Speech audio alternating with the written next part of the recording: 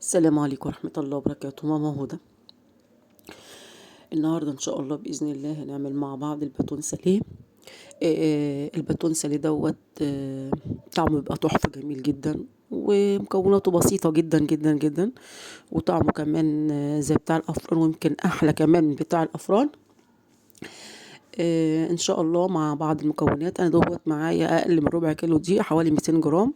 معايا معلقه كمون كبيره، معلقه ملح، ربع معلقه، يعني معلقه ملح حلوه صغيره، ربع معلقه سكر، 3 معالق سمنه، معلقه خميره، نص معلقه بيكنج باودر.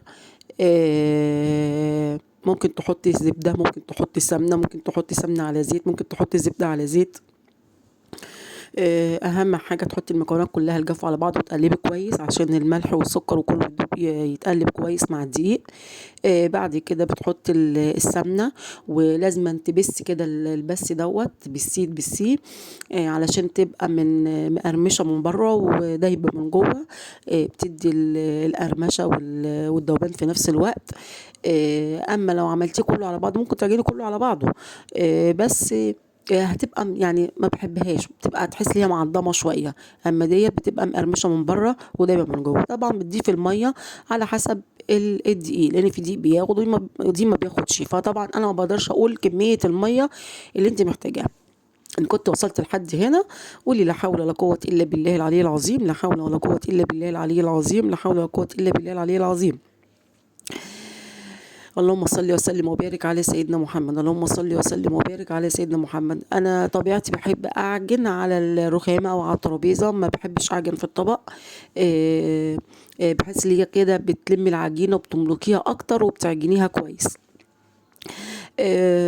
يعني اقل من ربع كيلو دي، شوفي طلع لي كميه قد ايه. لو انت عملتي فطرتي بيها بكوبايه لبن، بكوبايه شاي، ليكي ولاطفالك، طعمها تحفه وحلو. اهم حاجه عجن العجينه كويس جدا جدا جدا. كنت وصلت لحد هنا نقول ايه؟ لا حول ولا قوه الا بالله العلي العظيم، لا حول ولا قوه الا بالله العلي العظيم. شايفين انا بعجنها ازاي؟ بوريكم لسه ما اتعجنتش كويس فبكمل عجنها. انا اهم حاجه عندي مراحل العجن ديت يا جماعه.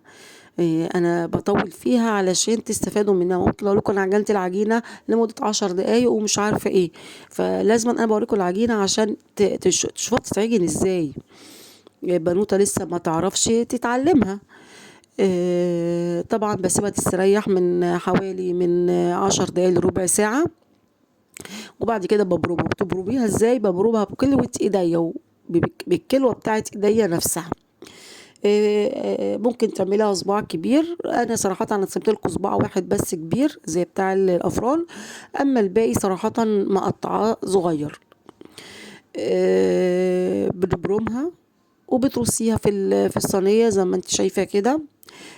بس الباتون ساليه لازم أن يكون رفيع، ما بيكونش تخين يا جماعه. يعني مثلا ما تعملوش تخين، اعمليه ايه؟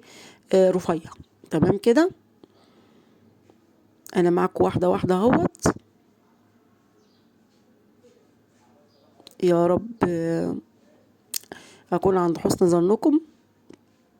ان كنت وصلت لحد هنا نقول اللهم صل وسلم وبارك على سيدنا محمد، اللهم صل وسلم وبارك على سيدنا محمد، اللهم صل وسلم وبارك على سيدنا محمد. لا حول ولا قوة الا بالله العلي العظيم، لا حول ولا قوة الا بالله العلي العظيم، لا حول ولا قوة الا بالله العلي العظيم، لا حول ولا قوة الا بالله العلي العظيم، لا حول ولا قوة الا بالله العلي العظيم. يلا يا حبيبة قلبي قومي، إن كان عندك حبة دي على معلقتين سمنة على معلقة كمون على حتة خميرة، وقومي اعملي الفطار لأولادك، وفطار حلو مش وحش وجميل. يلا يا حبيبة قلبي، نعمة من عند ربنا. بوريكم المصبعة ازاي رفيع عشان بس تبقوا عارفين المنظر بتاعه بيبقى عامل ايه.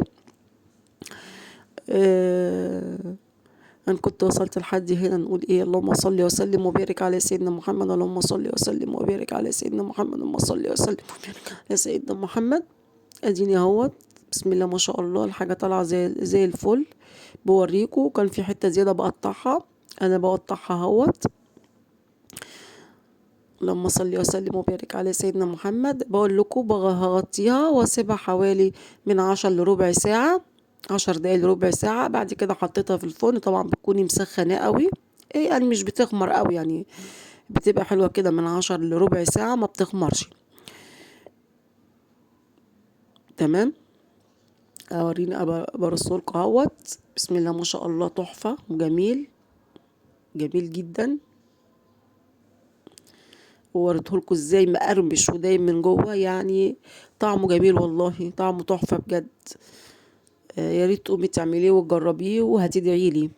يا ريت تقومي تعمليه وتجربيه وهتدعيلي ان شاء الله.